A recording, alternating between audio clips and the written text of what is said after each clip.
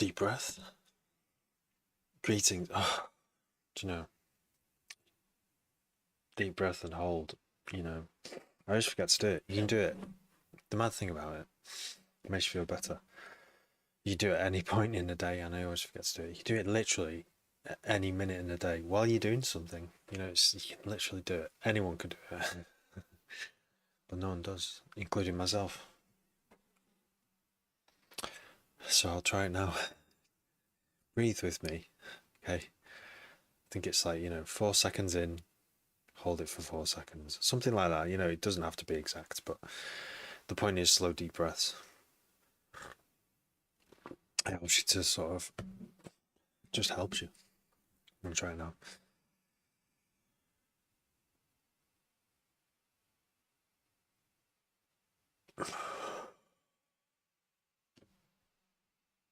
There we go. Smokers know about this.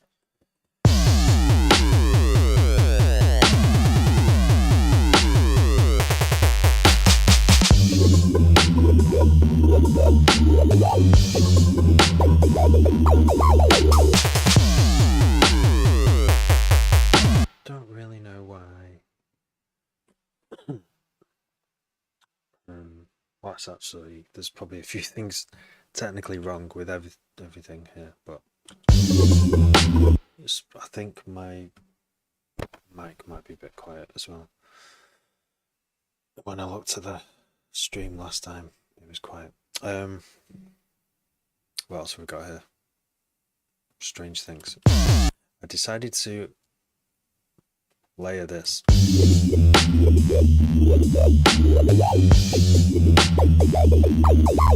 with a choir in my head. I thought it's easy to remember, just sort of like have a choir that follows the pitch. So I did. It just sounds really like spooky. I think it sounds too spooky. My glasses are like foggy. Yeah, so and then put the rhythm to it, because without the LFO, that's also changing the bass, just doing the same or even the opposite for that choir, it just sounds a bit, there's not enough movement.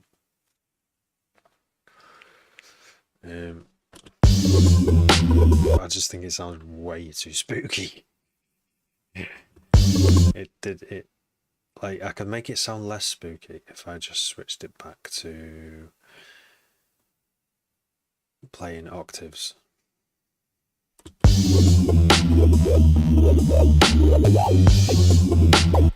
It's not as good, is it? So we go up.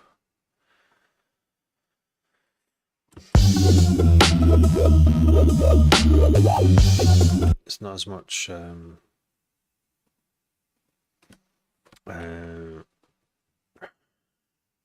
texture and richness without it playing a chord and following the pitch, following the chord, yeah. But yeah, with it, it sounds crazy.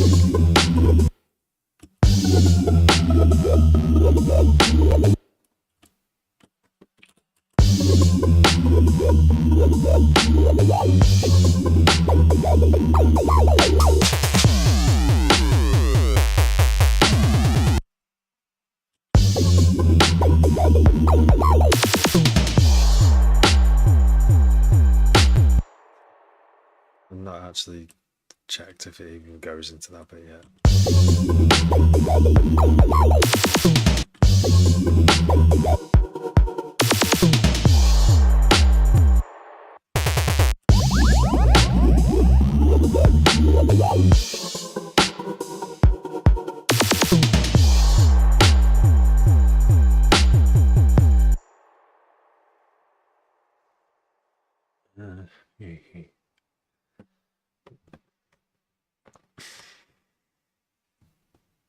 This tune has been through lots of improvements, and it is like done, but I just thought I'd like to just play with it one last time. Which is that you gotta be careful when you do this, because you might decide to fully change it again. And it could eventually lead to making a whole new other tune, and then nothing gets finished. And I'm in this now to finish tunes. So every decision has to be made towards that. But I still wanted to see what it would sound like with a choir. Let's just do the intro, shall we?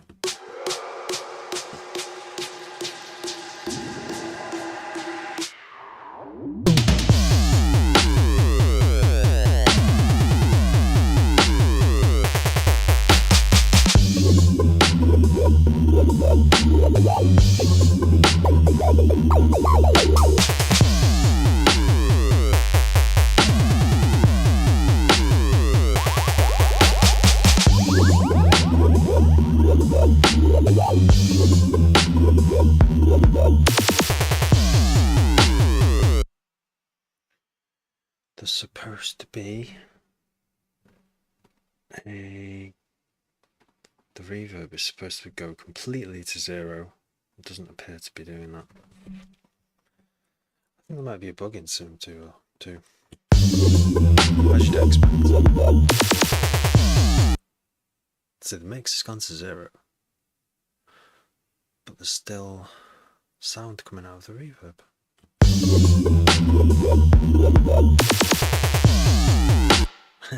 Why is that? It's not supposed to do that. Unless there is some... No, there's no sustain coming from these. There's nothing else delaying it, so I think there's a few little problems there.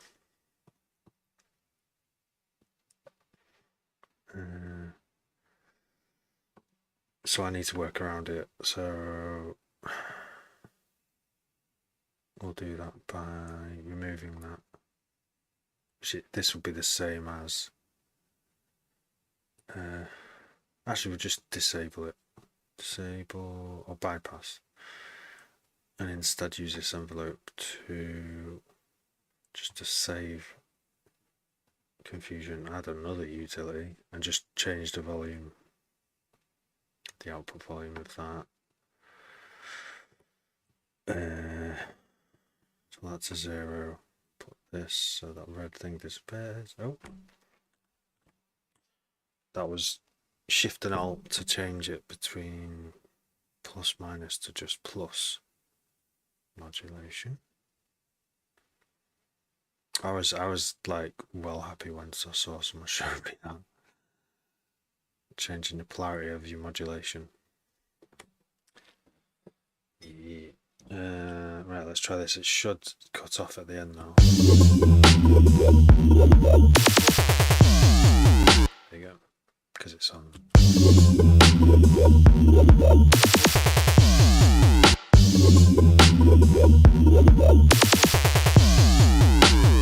Wicked, and then do it for this one as well.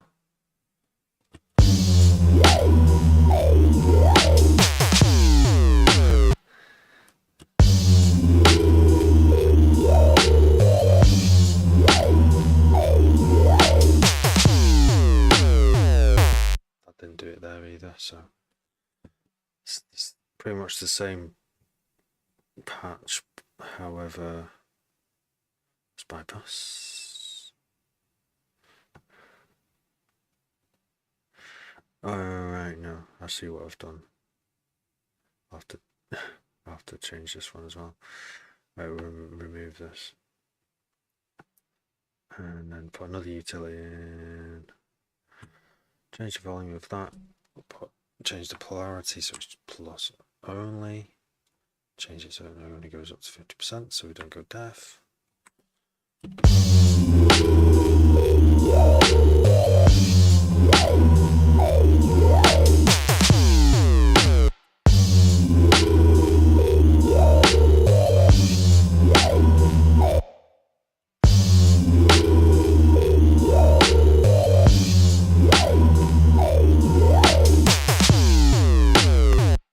Still this crazy long tail there. It's visible in EQ8. I don't know why. Good. Now remake Face Shopping. No way. Interesting. The sounds on Face. I think that's the first track by Sophie that was ever played to me. And I don't know that many of Sophie's tracks, to be honest with you. Like, I love what my friends show me. I've not really had. Yeah, I think I did listen to the album that came out, like about a few months ago, which I assume is like, you know, friends and producers have put together of stuff she didn't finish and didn't get to release, and that was good. I was vibing with that. It felt like I was, you know, connecting with it. But that the sounds are so clean. I wouldn't want to touch it. There's some things that you shouldn't remake, you know. Alright, Dino, how's it going? But I'd love the challenge of trying to do a Sophie of like a remake of any tune, really. But yeah, I don't really want to touch it. Some tunes, yeah, I like that. I don't want to touch them. But others will say never touch. You must never touch. Like, someone's on the radio said, "Don't touch Delete." Groove is in the Heart by Delete, and I did. Long time ago, I did a dubstep remix that no one's ever, that very few people have ever heard. Because that is, you shouldn't touch it because it's like you can't improve on it. But I did. No, I can't say I did. I just slowed it down and made it into this like weird slow thing with this mad bass line, which, you know, if you're in it for dubstep and wobbly bass lines, then you're gonna like it. You know, you probably appreciate it because it's got a wobbly bass line in it. But obviously, yeah, you can't really touch Grooves in the Heart, can you? Unless it's a really weird remix that's like underground and it's not just a total rip-off. But yeah, interesting. Good. No remake Face Shopping. I'll keep that in mind anyway. Maybe I'll just make tunes in that, with that inspiration. Make my own thing. I'm sure that'll be appreciated more, wouldn't it? I mean, people appreciate familiarity, so you know that's why, you know, doing a Face Shopping remix people might appreciate that because it's recognizable. But I wouldn't want to, out of respect, mainly out of respect.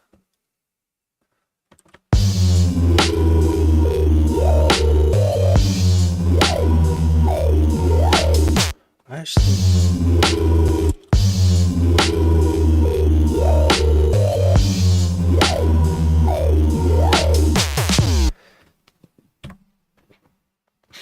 actually think that these envelopes are not working.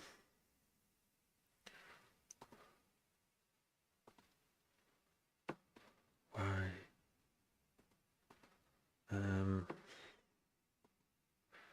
This envelope is supposed to make this go to silence.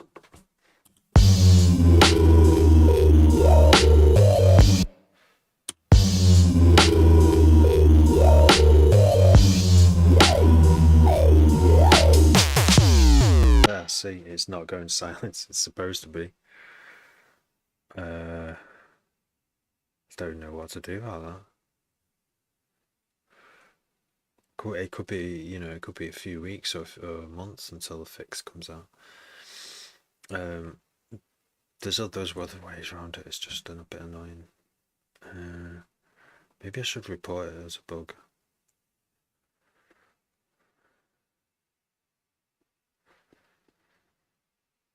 What door is this? This is Ableton Live. Karen Singh.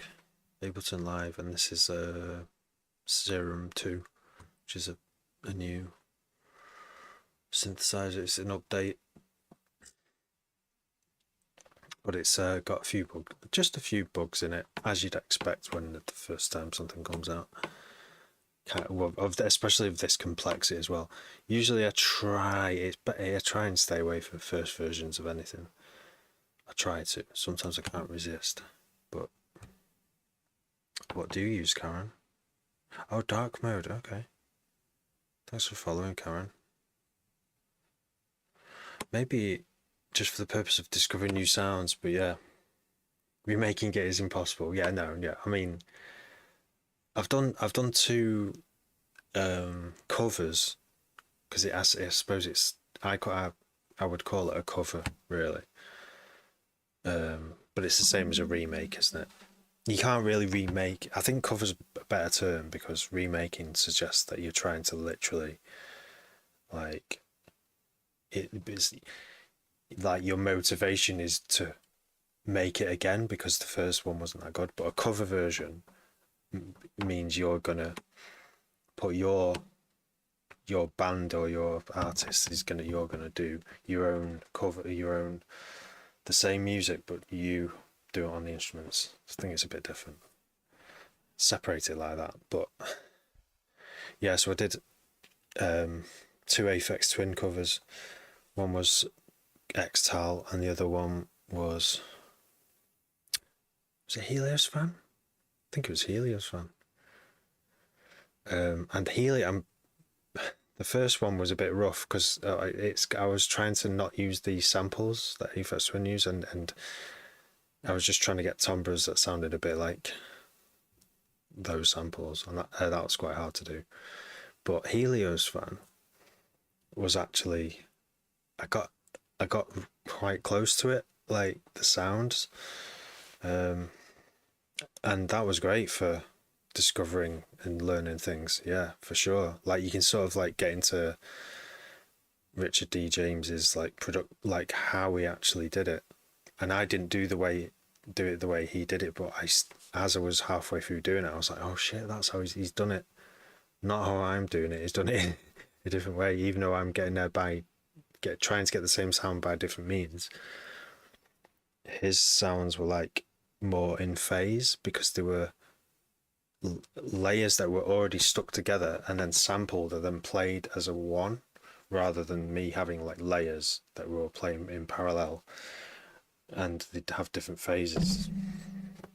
And that really does affect the sound in such a subtle way. It's so subtle most people wouldn't notice, but it does add to the overall sound, and why so many people I think like Aphex Twin is because of this. There's something about the sound, and you know, that's someone at my level just struggles to explain what's going on.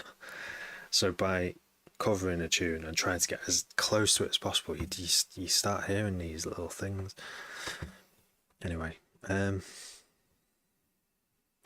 just downloaded the Suite. Yeah, that's what I've got. Suite. Nice. Yeah.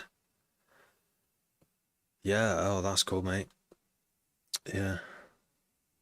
I've been doing it for a bit. Like I get asked this all the time how long I've been producing.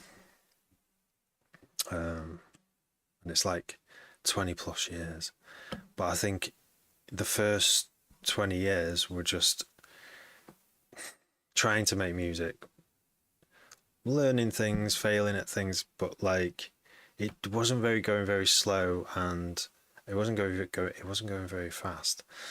And it's only 4 years ago that I've had like a system. I found this system that helps you to like finish music.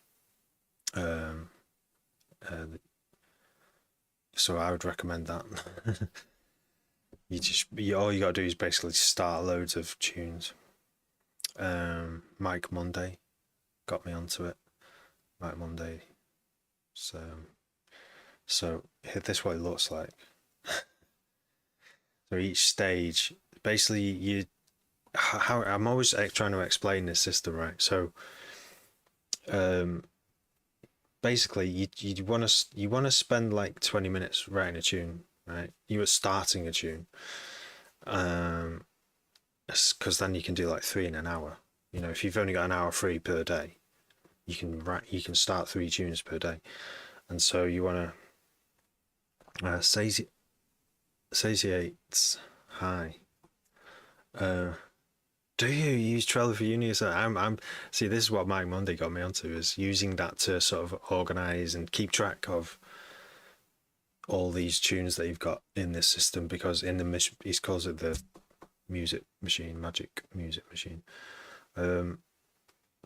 because it's impossible to remember all that stuff. And I think the way it's good for software development, and I think going through tunes and updating them is a bit like updating software, isn't it? And it kind of like actually technically is, because it's you kind of changing bits of a file, on the hard drive level, aren't you? You're like improving something. So yeah, it's like Trello is like the perfect thing for tracking all these projects. Yeah, so basically, you do, you could just do 10 tunes, no, do like 2 tunes a day, half an hour each, right? Starting them, and then after a week, and don't bounce whatever you've got, don't edit it, just get 5 instruments in a template, in a track: drums, bass, lead, pad, and something else, and just stick to that template, stick to those 5 tracks. Open your project, set the timer, work for 20 minutes, try and get as much down as you can, and put beat down, put bass down. When your 20 minutes is up, save it, bounce it as an MP3, and then don't listen to it for a week. You mustn't listen to it. You can't tell if it's any good or not in that moment. So just like leave it, bounce it, put a date on it with Trello, listen to it in a week, and then do another one. You can do as many as you want in a day. You can just do 1 or 2, and then next day do the same again. It's good to practice starting, you see. And then after a week, you've got 2 a day. You've got 14 things that you've created, and then listen to them. And in most of it will be rubbish. It'll all be rubbish. But there'll be good ones in there. Like if you've made 14 things, there will be like 1 or 2 good things that will go, oh my god, I made that, I forgot I made that, and that's actually decent enough for me to carry on with. So then you go to the next stage, and using what's there, you try and discover what it wants to be. And the tracks that you don't, all those tracks that you created in the first week, just the ones that aren't any good, that don't inspire, just put them in another folder. Don't delete them, just put them in a sketchbook folder. So you don't have the burden of whether to delete something, and you might even go back in for inspiration one day. So next, you're on this discovery phase with this tune, and you like play around with it. You've got nothing to lose apart from time, so maybe spend another 20-minute session just changing synths, maybe see what part you could add after the first part, and see if you can add an intro quickly, and again, time yourself, save it, bounce again, and then in that day you might do another splurge, or you might do another discovery session on another tune. And anyway, so don't listen again for a week to those, because you can't judge them in the moment. You don't know if they're good or not. You need time away and ear breaks to listen to judge. Then a week later again, you might have another discovery session on one that you've already had a discovery session on, and just to see where this idea wants to go. And if it's still resonating and it actually goes somewhere, you might then take it to the next stage, which is the draft stage, where you start to turn it into a full track, like with an introduction and a build, something that builds suspense, and then the drop that releases the tension. And you've got these structures going on, and you pan it out into a 3-minute track. That's like your draft stage. And then again, after the session, don't like work don't tire yourself out on it too much. If you come to a stop, don't force it, just save it, bounce the audio again, don't listen to it for a week. And anyway, you've got all these tunes stacked up like this, like in all these columns. And then your drafts, then you might decide to go back to a draft again after a week. And to bring it into the done section, you might want to start like referencing tunes. Then if you're in, especially if you're in a genre, if you want to kind of, you got an idea of what you want to sound like, that's someone else's tune, you could listen to that, or don't listen to any references if it's going to confuse your unique thing that you're creating. Sometimes I don't until right at the end, until I'm mixing. Anyway, yeah, to get it into from draft to done, you just have to add those bells and whistles that you want to add, that will make you feel like it's a done track. What you want to ask yourself, what does this track need to be, what exactly does it need doing for it to be done? And ask yourself that before the session, before you actually go into the session, and do those definite things. And if you do that, then you've already told yourself what needs to be done for it to be done. And then you do them, and then it's done according to you listening to it, rather than fall into that trap of going to a session and just tweaking endlessly and maybe adding things and changing things until and it never getting done. That's the biggest thing that loads of producers struggle with, is finishing stuff, because they don't ask themselves. I think crucially, it's got to be before you go into the session. You listen to the track from last week, and then you go, what does this need? What exactly does it? All right, so the bass needs like a little lick right at the end of 8 bars, or there needs to be like a whoosh every 4 bars, or there needs to be a riser during the drum roll and tension building bits, and all these little technical things. You got to list them before you go into the session and tick them off as you do them. And then once you've done them, your track is done. Obviously, mixing, there's a mixing session that you'd probably want to do to balance all your things, but that's the editing side of things, and there is creativity there as well. And you obviously don't want to tweak a snare for months when most people won't know it. So that's why you have to define before you go into even the mixing session, the done session as well. Just you have to say, the snare isn't very clear, and how do I fix that? You might not know. And I've learned a lot by just tweaking and trying different things over weeks and weeks and weeks to try and get something clearer. So you kind of learn that way. I think that's the one thing about mixing, actually, that there's not exactly a shortcut. You have to fail. You have to release stuff and it be out there in public for you to hear all the things that are actually wrong with it. Because while it's still on your computer and no one can hear it, it's always open to be you going back in and changing. And it's really important that things are done and out there, so you can learn from them. Fail and learn. The more you can fail, the more you'll learn. The more rubbish you make at the start, the more you'll learn and fail. And the more rubbish you make, the more good shit you'll make. It's a simple fucking formula. It's so good. Highly recommend it to any creator of any type of art. Like, I would apply this to writing. I'd apply it to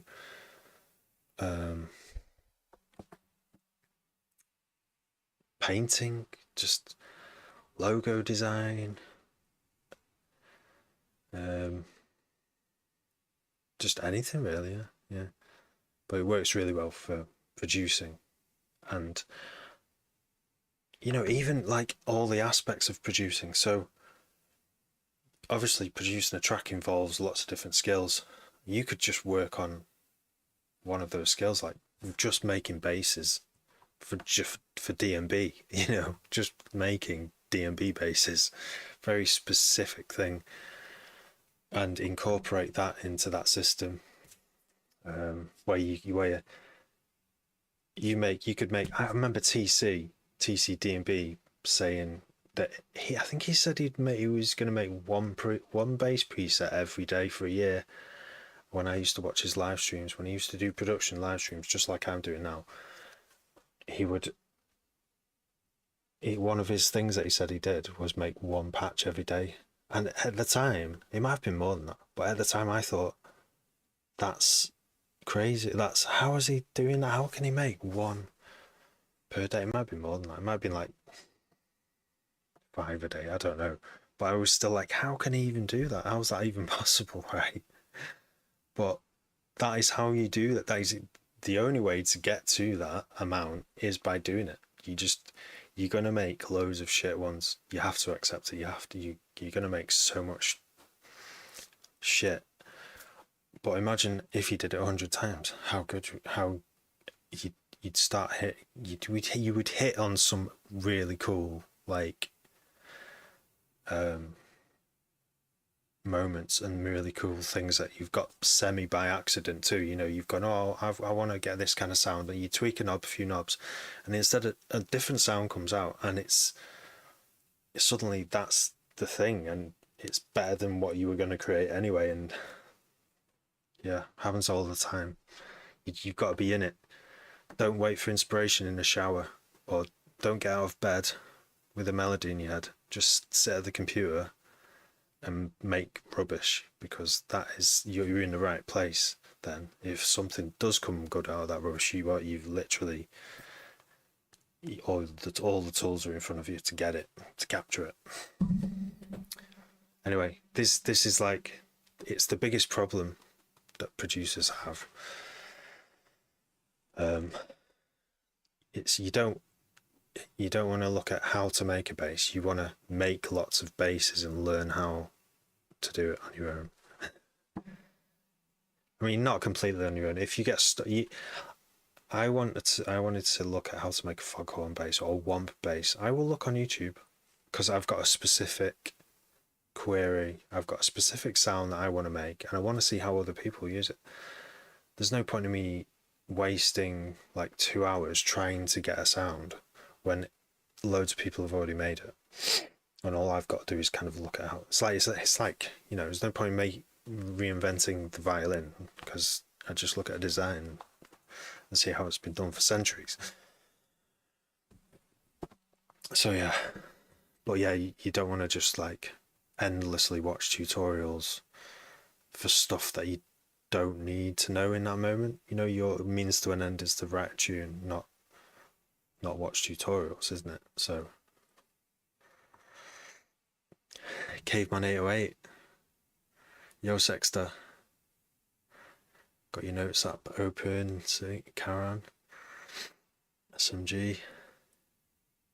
I'm trying to make a synth in Juice, and the UI is so hard. Do I know what Juice is? Oh, you're making a synth. Right, nice. That's CZ8. That is an admirable thing.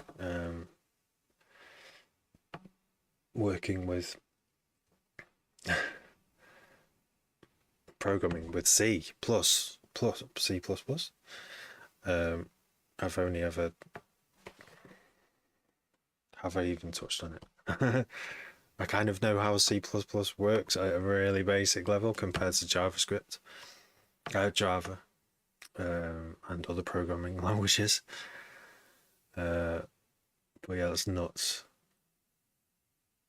Um, I tried to learn Java. I got quite far into it, and I thought I might write, an app one day. It'd be useful to know because it's used quite a lot. But obviously, you don't get JavaScript VST, Java VSTs, do you? That's unreal. This can relate to, yeah. Make a Boolean man type beat. I don't know. That's SP Pres for Prezi. Boolean man. You'd need to tell me a track. What would be the 5 6 instruments to start a track with? So yeah, it doesn't have to be four. It could be four if you want. Having a kind of restriction helps here. Yeah. You could have a drum track, kicks, snare, hi hat, and then you could have a percussion track, and then you could have a bass track. And another thing to add to this really is so you do 20 minutes, and then after the 20 minutes you do a review. Sounds crazy, sounds long-winded, but spend 10 minutes writing and asking yourself what went well, what were the problems, what would you do differently, and then with the answers you give, because you might say, the bass took too long to make because I wanted like a wob wob and there wasn't a wob wob there. So then what you do is you just work on that little problem for the next 10 minutes. For the next 10 minutes, you've got 10 minutes, you write the review, and then it identifies what you should do to improve the setup a little bit, so that the next time you do one, the next splurge that you do, it might go a little bit smoothly because you've solved this thing that's slowing you down or whatever. So yeah, and so you're not just practicing every day starting to make rubbish tunes. You're actually improving the process. You're reviewing what you're doing and improving the actual process itself, so that you can get more out of that 20 minutes each time. It's genius. It's an amazing system, and I'm still, finding, like, I'm still practicing talking about it so I can just reel it off more concisely each time I describe it, because yeah, it's a game changer. I've been doing it for 4 years like this now, and it's massively changed the amount of tunes I come out with, and how I approach solving problems. Like, I'm now have this mindset where I'm identifying. Rather than just endlessly tweaking. I know I have things I want. Like, you have to keep in mind your goals. I want to release tunes. I want to make and release good tunes. So you have to, review what you're doing. I mean, Mike Monday, he's a coach, and I took his course that explains the machine, and he's come up with this machine that's basically everything I just described and more. There's loads of other little bits, but that's basically what it is. And his courses and his podcast. Check out his podcast as well. I don't think he updates anymore, but he basically describes the music machine every time in the podcast in one way or another. So that's good if you like podcasts. The math parts of Juice is annoying. Your Java is good. I only use Java for Minecraft mods. Oh, nice. No way. Oh, I was so close to doing my own mods in Minecraft, yeah. I think my son might be. He's between Roblox and Minecraft, and I think he might be. He's shown a really keen interest in doing the creator side of thing. Um, but yeah, no problem, Karen. I'll ask you again about the system in a couple of weeks. Yeah, no probs. Wish I could get some more plugins. I spent all my money on Serum and Shaperbox. Good, that's a good pair of yeah.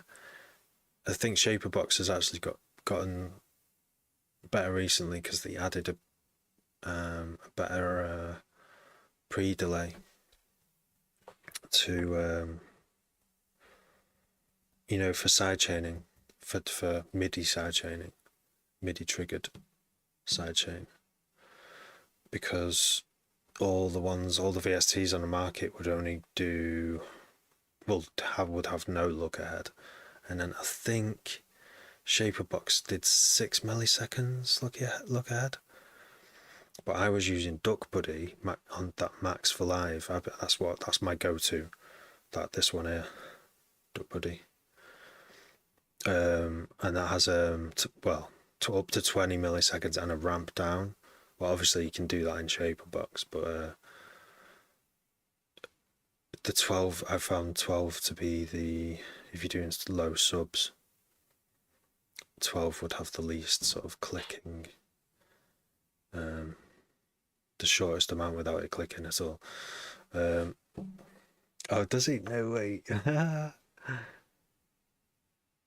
That's well cool. So I have no idea how old everyone is on here, and it's kind of like we're transcended above that. I think all of us.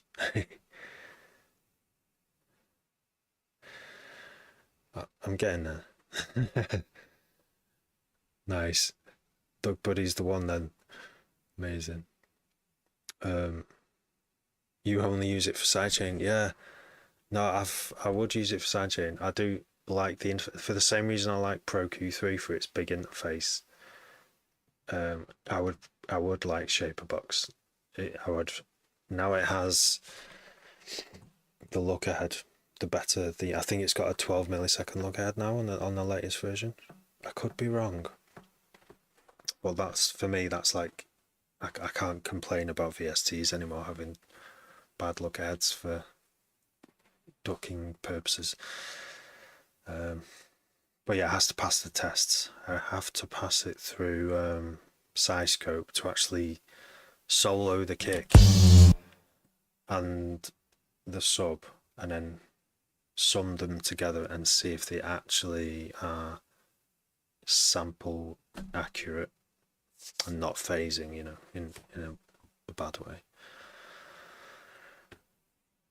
Making techno, nice.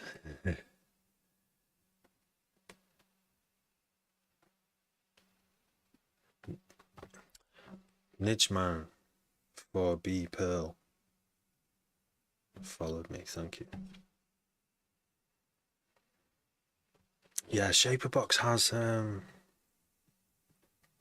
yeah, I think I would mainly use it for that. I can't remember what else it does, because Ableton kind of does, if you want any shaping stuff, I don't know. Yeah, it probably would be good for like as an auto pan, because it's a nice big display that you've got. I think that you've got more control. It's quicker to dial in stuff, just a little bit quicker. And if you're looking for to improve and get more efficient at every step of the production process, then if you've got a bigger screen, a bigger user interface, and the parameters that you are trying to change are sometimes quite small movements that you need to make, then yeah, it's definitely going to be faster in it. Nidgeman recently downloaded Ableton, just try it out for now. I want to learn everything about it whenever I talk to him. Yeah, go for it, Nidgeman. It's I went from Cubase before that. And Cubase is quite a complex one as well. I think the Ableton makers have tried to make the simplest possible user interface while retaining as much power as possible. There's like this, like with Cubase, you're kind of a bit inundated when you right click and you've got that massive toolbox of tools. I think you realise that you're in front. You've got a lot to learn, but with Ableton, you can just kind of like drop a sample in and drop a drum beat in, and you kind of can start making stuff straight away, which really helps. If the fun starts immediately, you don't have to mess around too much. Then that's good for anyone wanting to learn a new software, isn't it?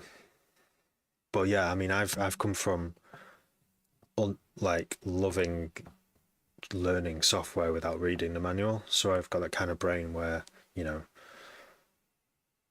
I like to just endlessly click and fiddle. Sometimes get frustrated that I know it can do something, but I still can't do it. That's why manuals are great. That's why Google's great, because you can just fucking type it in, can't you? But if you've got that kind of brain, oh, see, it thinks I just asked it. You probably have got that kind of brain because you're listening to this channel. Yeah. It's fun. It is fun. I have had a lot of fun learning it. Ableton. Whenever I talk to him about tips, he's just like, do this. Pulls up a £500 plugin. Yeah.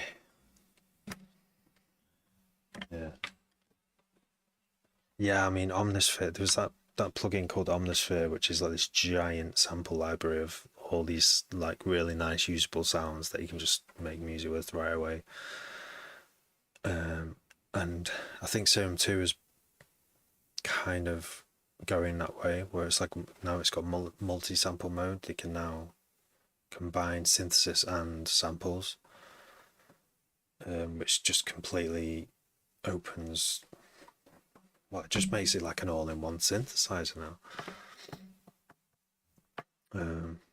And sampler. Yeah,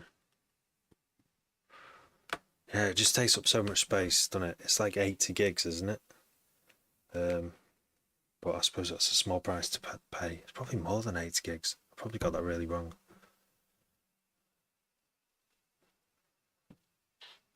Yeah, Omnisphere. Someone mentioned a plugin called Falcon. You're trying to make a full door from scratch. Wow. That's interesting as well. Did we use Cesium? Did you say you used Ableton? Are you familiar with Ableton? I missed. You probably said it, but I've missed what you said.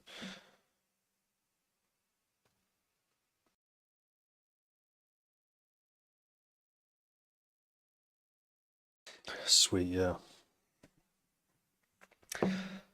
So you can see the benefits of the groups on the bottom, the effects groups, because that's what was limiting me about Cubase. I don't know if they've improved it and fixed it since version whatever I was on, but there's another DAW that does it like this. Bitwig. So, do you have any ideas for like what you want to do with your DAW? Have you got like a new angle that's no one's thought of, or are you just gonna put your own spin on it in some way? James B, thank you for following. Electron.js. Okay, interesting. Pete Gap, thank you for following. So,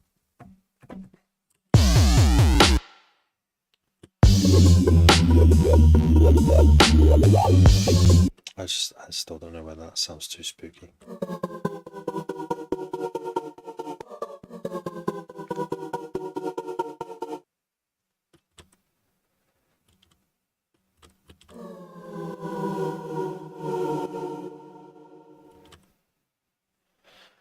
Oh yeah, that's it. We're into bugs here. Still don't know. It's this envelope. Something wrong with this envelope.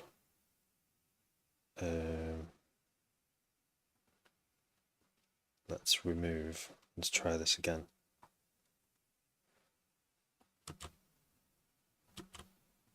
BPM. I didn't know you could have a BPM mode. It's nuts.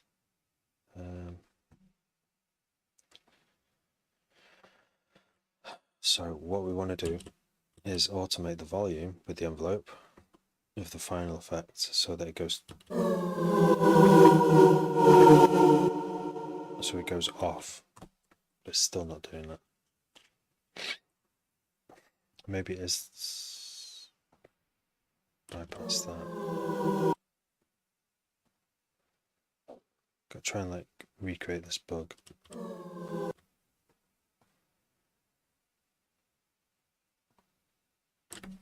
Plus down 50%.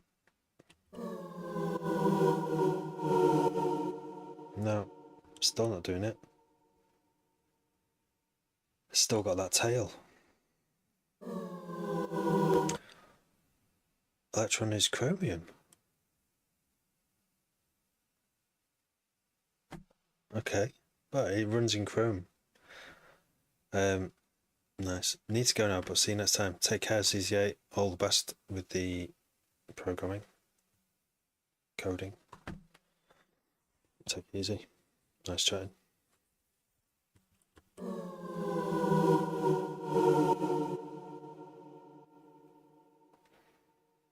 What a puzzle this is. It's a bug. It's not. You know, like, I'm sometimes too quick to call things bugs. But this definitely looks like one. Should we try a different envelope? Let's try envelope 3 on here. Do the same thing again. Oh, okay, worked that time.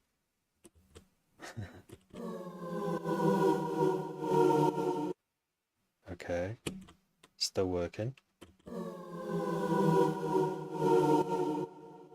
Not Chrome, it's Chromium Framework. Okay, to make apps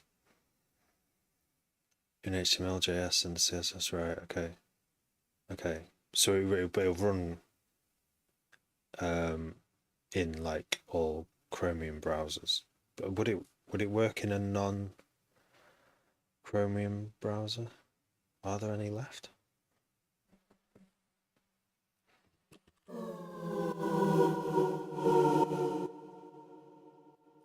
So it seems that the envelope release is not working if it's over what, 200?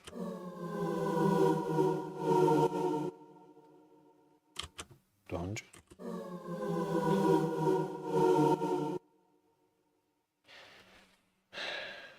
Puzzle. It's a puzzle. Let's go into the matrix, see if this has any clues.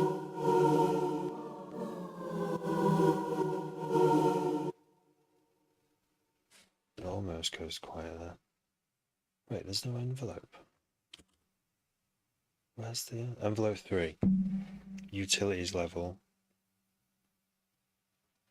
Is it because... No.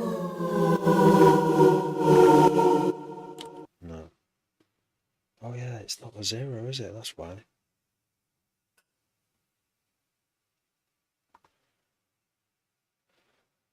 What? Is that 0? No. That's 0. So look, for some reason it's giving a positive voltage amount. Why is that? Someone says 0 there.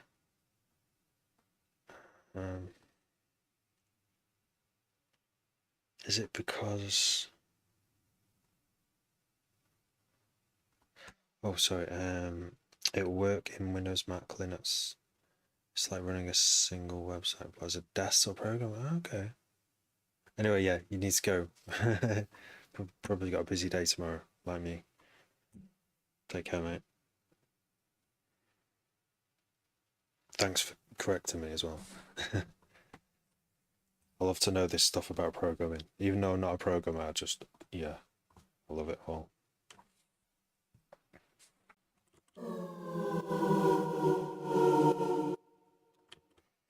It's still got a tiny tail. Yeah, so what's going on with this envelope? I bet this is the bug.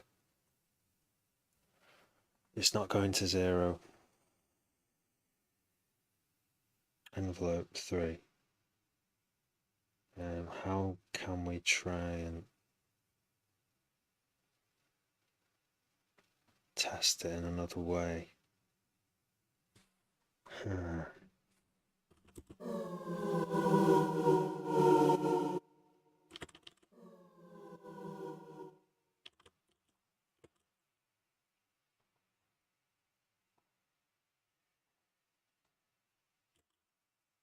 Yeah, nothing there.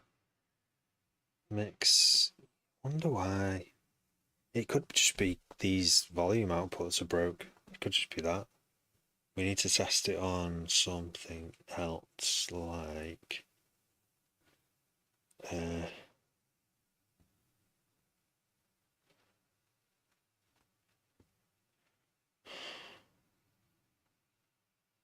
yeah, okay, so we'll reset control, remove destination, and instead of using that, we'll use. Oh no, we did already try that. There's no other way to control volume on the output, is there? Oh, matrix. No, the mix could use this actually. Can we automate this? No, of course not. We can automate.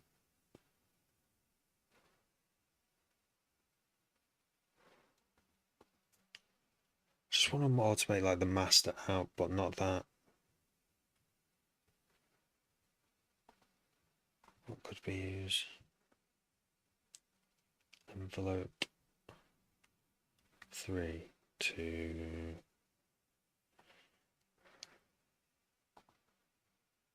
Let's go through the effects, see what we've got. Because I think gain on the compressor might do the job. It's the only other thing really, it's not really anything else. The gain is already at 0. We can't test it. Okay, we'll try it one more time on here.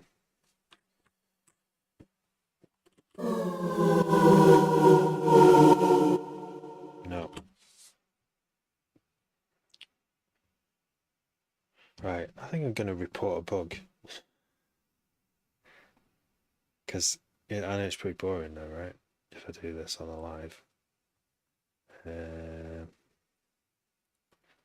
Maybe do a Google search for first, right? So serum 2 and envelope go to 0.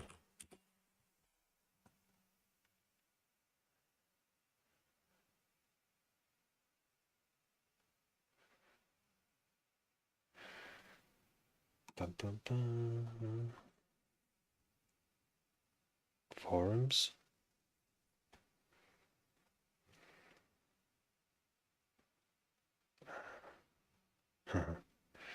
I'll copy in here forever. How do you submit a bug report?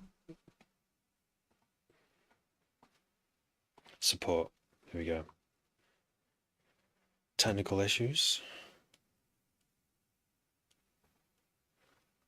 How can I contact you? I ran it. Sim doesn't have any update.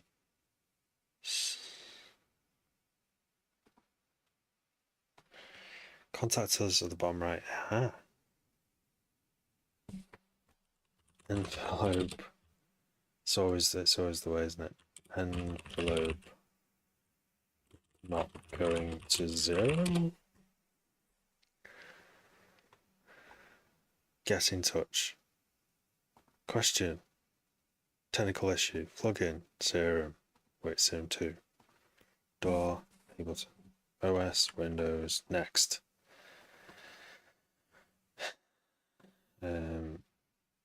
we need to write something here. So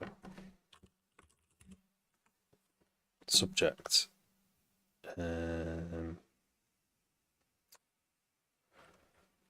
serum to envelope not going to 0 when modulating effects level. Is that what that is? Comp level, yeah. FX level, that's what it is. Where have we gone?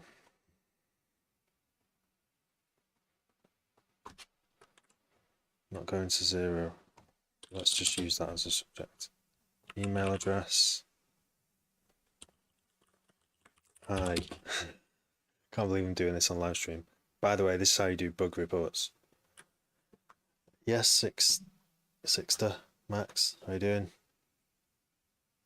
I only just noted your message. I don't know if you're still watching. How long is that ago? I can't even see how long ago that was.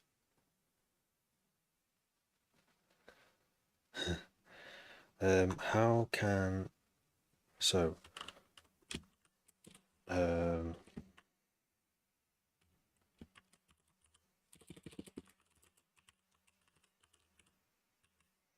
is modulating FX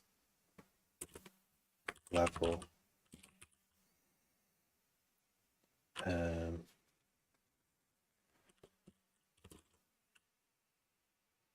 after release it's not going to 0. That's as simple. I can't describe it any better than that, really.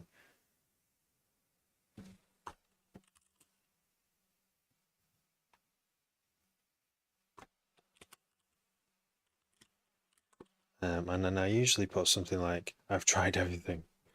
Well, I can't claim that, really. I mean, I've tried a few things.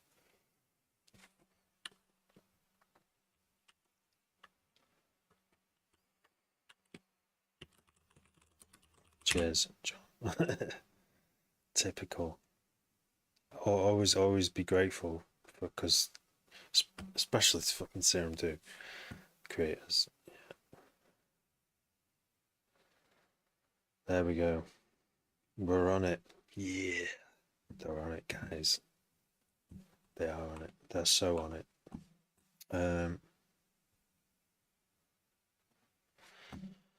Right.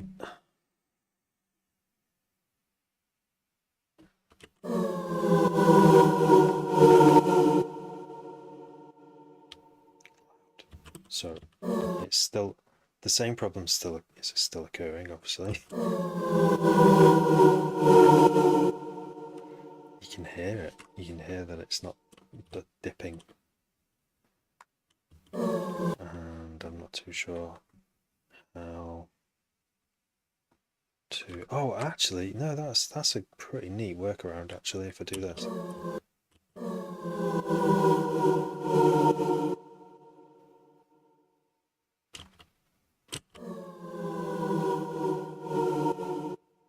No, that doesn't work either.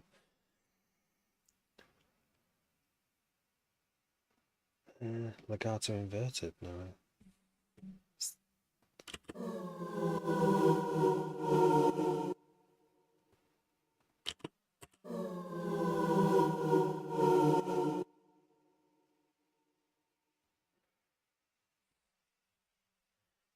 Yeah.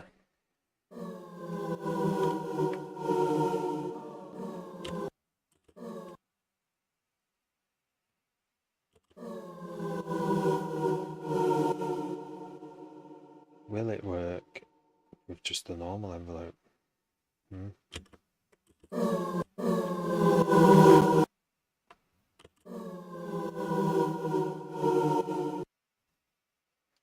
That works. Weirdly.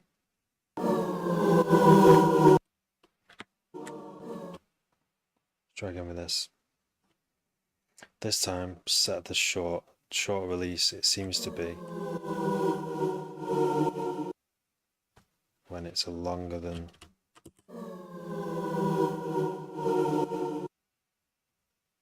longer than 100 milliseconds.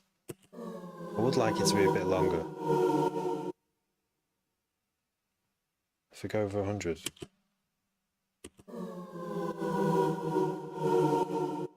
That's when it occurs. I should have put that in the bug report. Oh well. No, it's still occurring.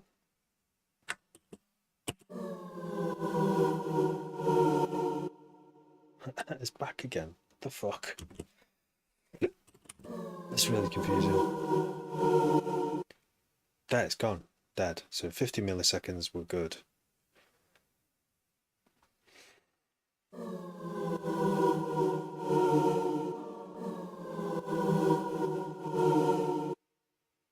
There. I'm happy with that. That'll do for now. We could put a delay on it so it extends the tail, but there's no need.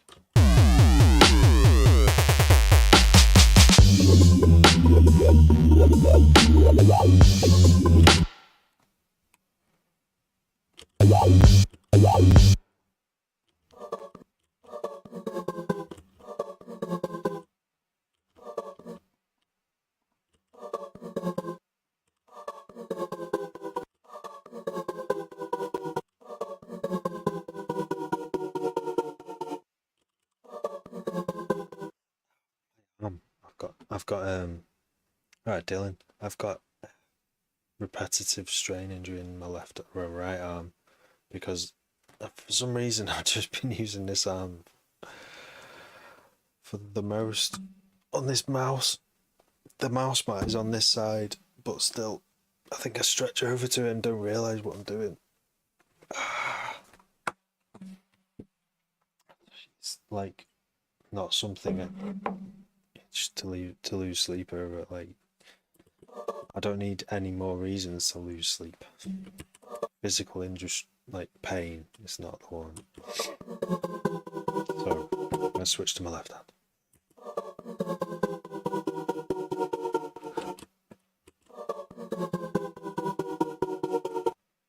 Let's see if we can squish some of these.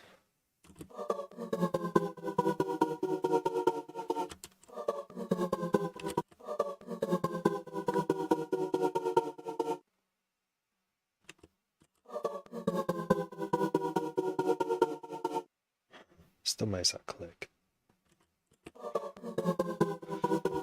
Doesn't matter too much, okay.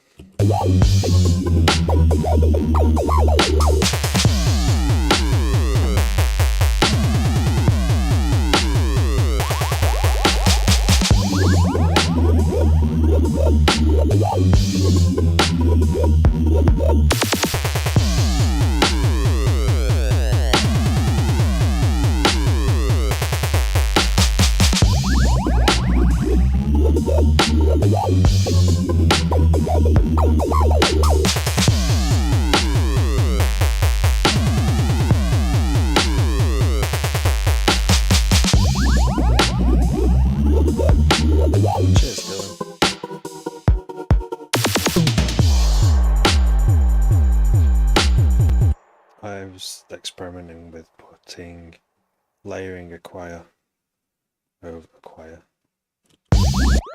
Yeah, I mean it's choir sounds, but I didn't think of how it would go into this next bit. It doesn't sound like it's in tune.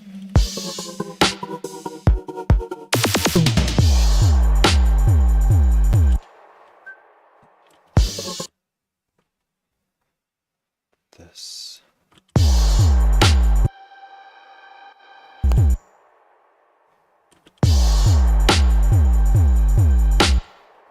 Let's get, I don't usually use this effect, but grain delay, just to hear what it would sound like as a chord.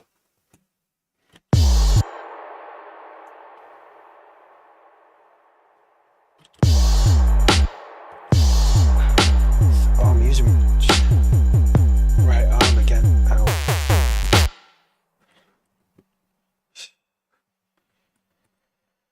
Let's get a utility to boost the volume.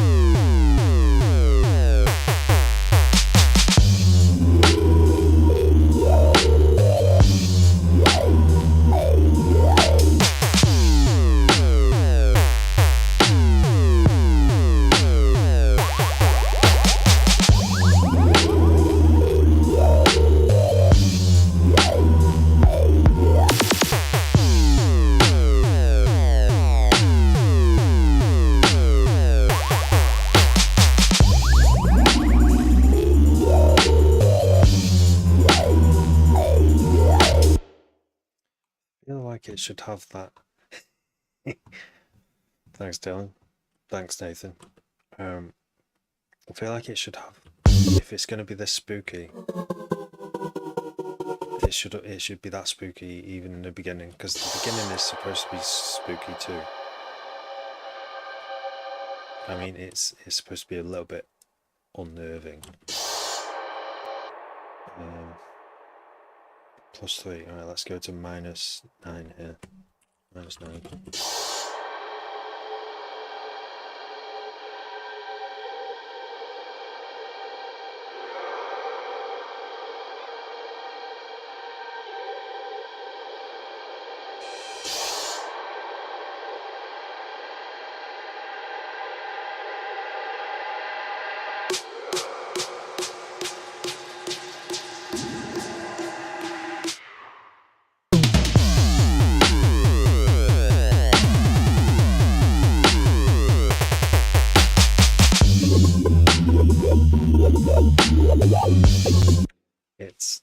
It has a very different effect having that choir in, and it didn't come out how I intended it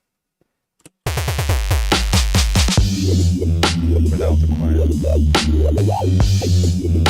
It's enough. It's enough without the choir. It doesn't need the choir. Thanks, Rich Hazel. I do love all kinds of feedback. Because awful might mean good, you know. Like, so one man's awful is another man's disgusting. Like, one man's bad is another man's like filth.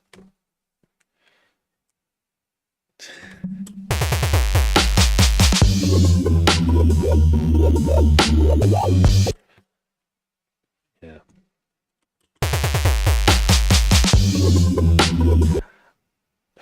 I kind of like the idea of using layers.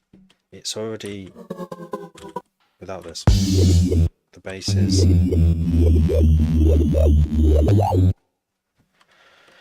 it's just 2 oscillators. One's a sine wave sync with a sync, with the sync being modulated, and the other is a wavetable that I made of a jungle bass line, you know, like 2 sine waves interfering with each other, slightly out of tune with each other, and they go whoop, whoop, whoop, whoop, whoop, with a bit crusher on it. I think you can hear the bit crusher.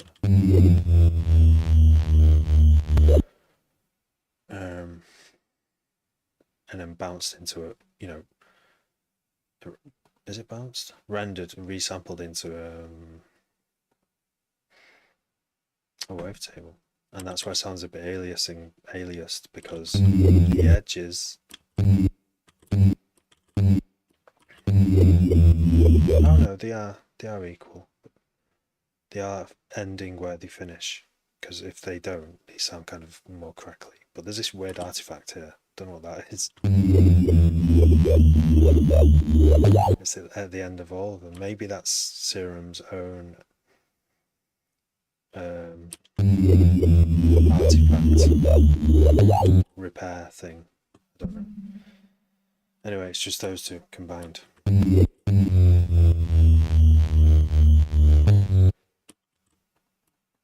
And then it's not much effects. Oh no, there's the downsample. Sorry, so it's. Oh no, it's on that as well. So what I've done is I've made the jungle bassline, I've put it through the downsample effect, I've resampled it into a new wavetable, which you can do within Serum, the old Serum.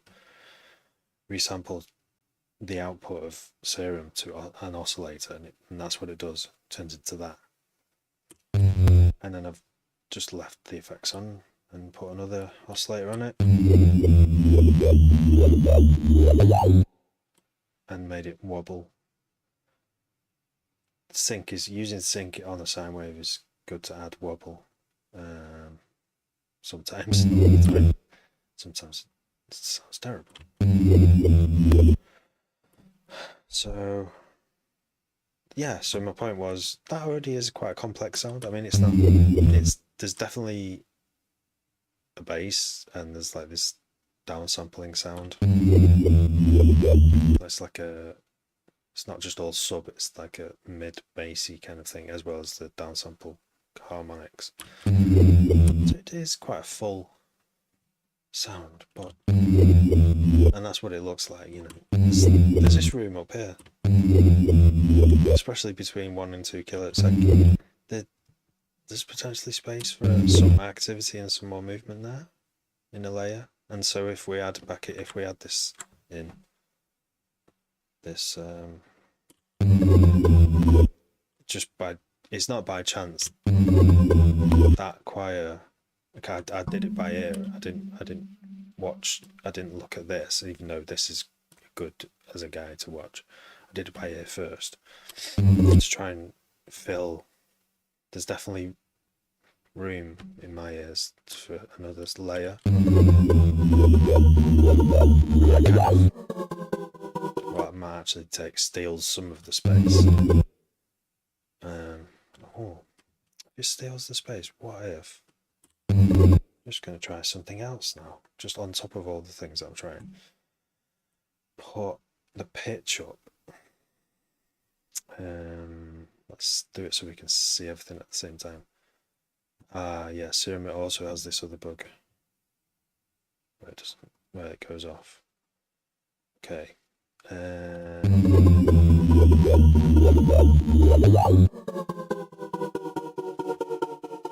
So the lowest frequency of the choir is too many windows. 200, and the highest frequency of the bass is kind of the highest, you know, where it starts going quiet is above 600. So we'd probably need to turn it up 4 octaves, which is going to make it sound shit, probably. The only other thing we can do is use a high pass filter we could use. So I have one on every track, on every preset. So let's do it up. You see, that's potentially now going to give it room for bass again.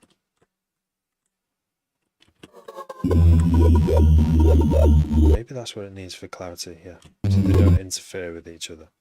We don't want the bass and the layer we've added to interfere too much. A little bit is okay, but maybe what was there until I did this high pass was a bit too much. I mean, the body of seems to be there. The most fun of that choir is actually around 300.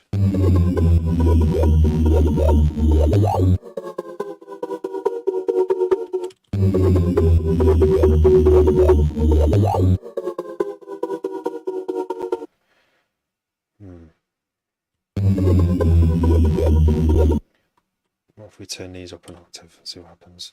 So the lowest octave is this one. So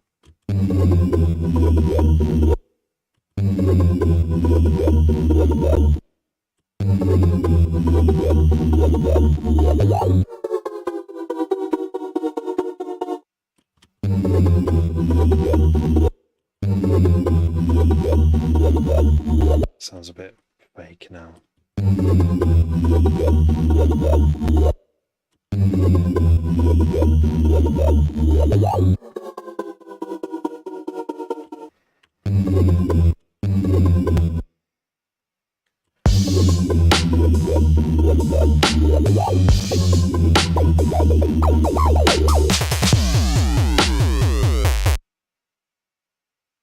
It's a bit intense, this track. I think I found it very hard to mix because it's like full range.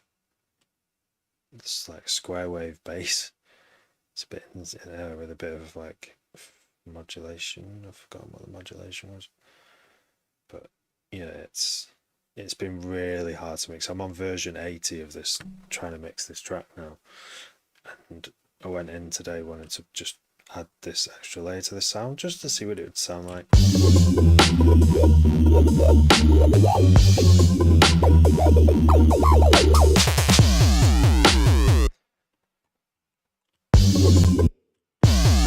What was the modulation on this?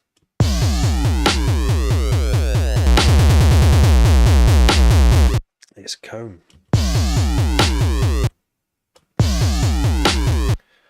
It's a comb with a slow filter up.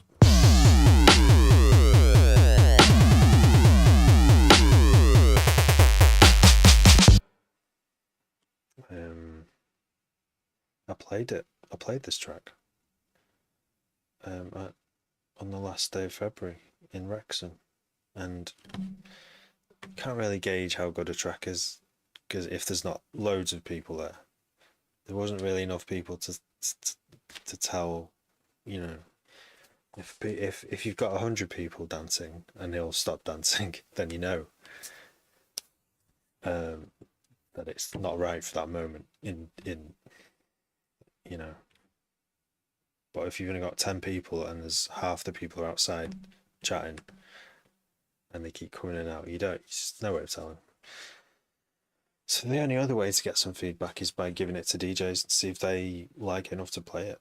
But you have to first finish a track and decide on a version that you like. I mean, you could send work in progress, of course, but I should do that. This is a work in progress. I mean, I can't really balance the kick and the snare and this bass any better than this. You can hear the snare clearly.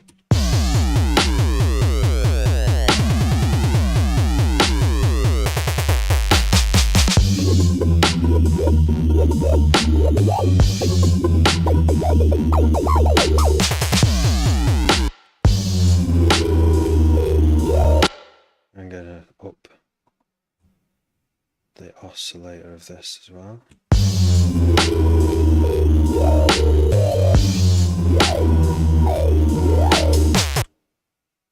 Why does it sound like there's a very deep one there?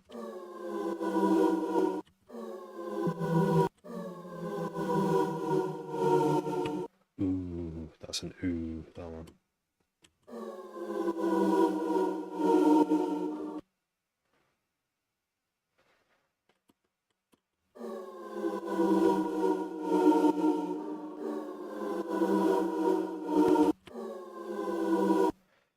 Yeah.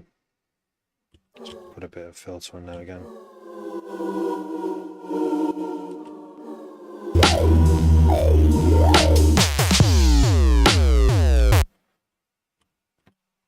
Okay, I think I'm ready to bounce a newer version of this now. Oh, there's one other thing I wanted to check.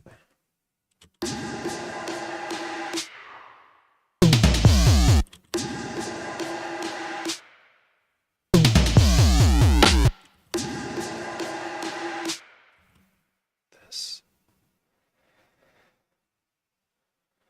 We don't want this anymore. We want the mix to stop dead.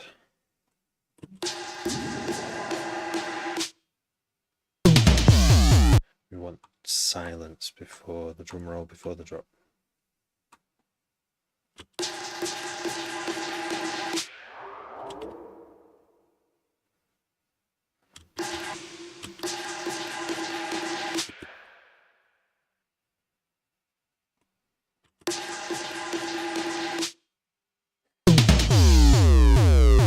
Yeah, we'll revert to what it was before. Okay, we're going to bounce this now. Again, for bounce, I've got a slightly buggy plugin that needs checking every time. So these duck buddies don't always.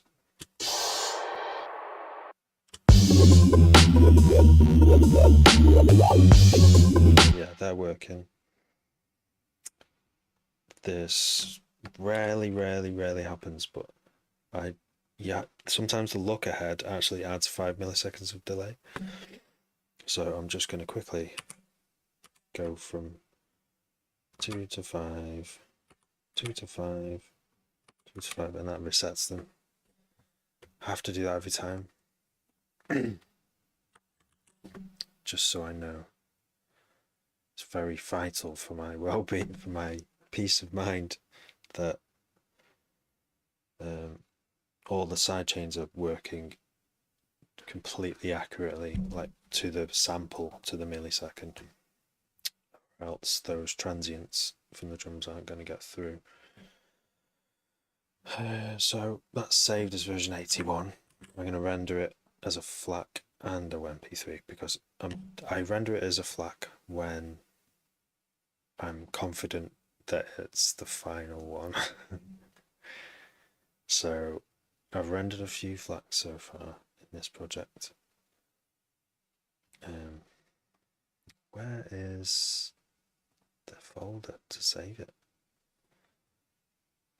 Wretch. It's called Wretch. Codename, well, working title, Wretch. And then we're going to go into here and we're going to update what we've done. What have we done? So 81 is black. Oops. I should go to bed. It's 2 a.m. It's would have been 1 a.m. but now it's 2. So I'm going to go to bed in a minute. FLAC master. Sorry, 81. What did I change in it? Added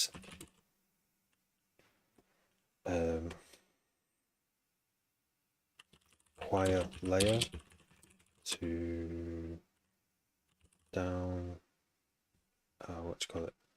Down sample bass. Yeah. That's what it is.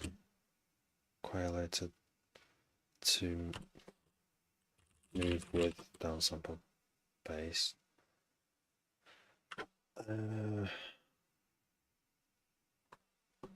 Basses, because there's the slow one as well. And that's what we did. And oh no, we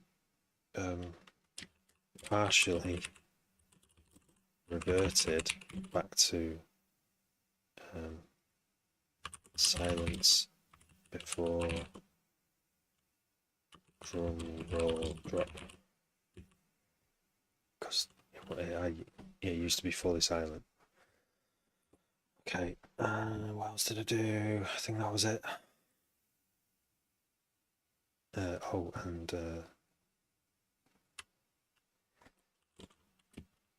removed reverb. Oh no, and silenced reverb with automation. Save. Right, we'll listen to it again in. How is it the 31st today? It's nuts. April. We're in April. Tomorrow. Tuesday we're in April, right? 7th save. So that won't turn red until 7 days. All these ones that have turned red are due to be listened to and finished. Just like these are finished. You know they need mixing. Right. That is saved and bounced. I think I should not get involved in another project at 2 a.m. I should go to bed. And then that will make me more likely to do one tomorrow. Another live stream. I'm well rested. Right, thank you everyone for watching and commenting and sharing like suggestions and ideas and chatting about your projects. I always love to hear that. And for giving me a chance to explain once again the system that I use to finish music, because it's a game changer. Alright, take it easy, much love, have a good